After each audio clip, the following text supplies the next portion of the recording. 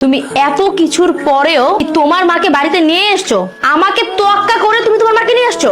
তোমাকে কি তোয়াক্কা করবো? এই সংসারটা চালাই আমি, ইনকাম করি আমি। আমি 5 তলায় বসে এসির বাতাস খাবো, আর আমার মা রাস্তা রাস্তা চা বিক্রি করবে, ভিক্ষা করবে, সে গাছের নিচে থাকবে। দেখো, এই সংসারটা আমার, এই সংসারটা আমি মেনটেন করি, তাই আমি যা বলবো তাই হবে। আমি তোমার মাকে নিয়ে থাকবো না এই বাড়িতে। কে কার সাথে থাকবে বা না থাকবে এটা একান্ত ডিসাইড করব আমি। তুমি ডিসাইড করার কে? কে তুমি? আমি তোমার বউ। এই বাড়িটা আমার, আর এই সংসারটাও আমার। এই সংসারের সব দায়িত্ব আমি পালন করি, তুমি তো তেমন কিছুই করো না। সো আমি এই সংসারের যে ডিসিশন দিব সেটাই ফাইনাল। আর তোমার মা তোমার ছোট ভাইয়ের ঘরে টিকতে পারেনি, আমার ঘরে কেন টিকবে? হ্যাঁ, তোমার কি মনে হয় যে উনি অত ভালো একটা মেয়ের সাথে টিকতে পারলো না, আমার সাথে টিকতে পারবে? কখনোই না। আমি তোমার মাকে নিয়ে এই এক ছাদের নিচে কোনো দিনও থাকবো না। এখনো সময় আছে, তোমার মাকে বের করো।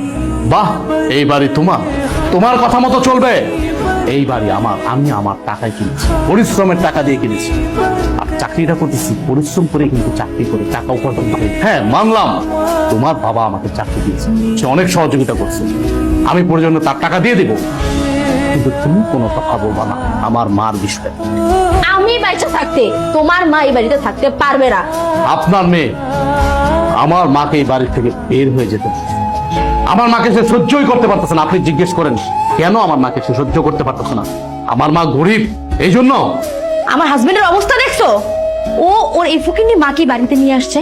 আমি তো বিয়ের শুরুতেই বাড়ি থেকে ওনাকে বের করে দিয়েছিলাম, কারণ ওনার সাথে আমি কিভাবে সমাজে চলবো বলো তো? আমার মেয়ে যা বলেছে ঠিকই বলেছে। তোমার মায়ের বেশ পোশাক দেখেছো কি নোংরা? তোমার মা আমার মেয়ের সাথে মানিয়ে চলতে পারে। আরে তোমাকে আমার মেয়ে ভালো ব্যক্তি বিয়ে করেছে, সেই জন্য গ্রাম থেকে তুলে নিয়ে এসে আমি তোমাকে চাকরি দিয়ে প্রতিষ্ঠিত করেছি। তাই বলে তোমার এই গায়া মাকে আমার মেয়ের বাড়িতে নিয়ে আসবা? আপনার মুখে এই টাইপের কথা কখনো মানে না। আপনি একটা শিক্ষিত, ভদ্র, মার্জিত ফ্যামিলির লোক। আপনি আপনার মেয়েকে বোঝাবেন কি? উল্টা আপনি দেখাচ্ছে আরেকটা।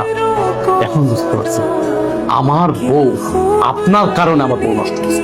আপনার মতো বাবা যে ফ্যামিলিতে আছে, ওই ফ্যামিলিতে কখনো সুখ আসবে না।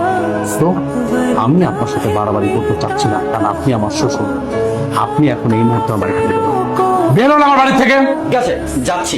আমি এক মুহূর্ত এই বাড়িতে থাকবো না। মা তুই থাক, আমি চলে যাচ্ছি।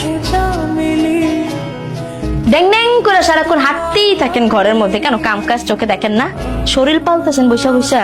ধরেন এই যে বাজারে ব্যাগ আর টাকা, বাজারে যান, বাজার করে নিয়ে আসেন।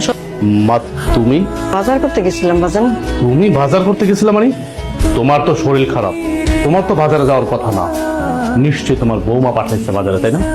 সত্যি করে বলো মা। আরে বাজান, বৌমা কইলো মাছ শাক সবজি লাগবো, তাই আমি নিজের থেকে আনতে গেলাম। বৌমার কোনো দোষ নাই। দোষ আছে কিনা নাই সেটা কিন্তু আমি ভালো করে জানি।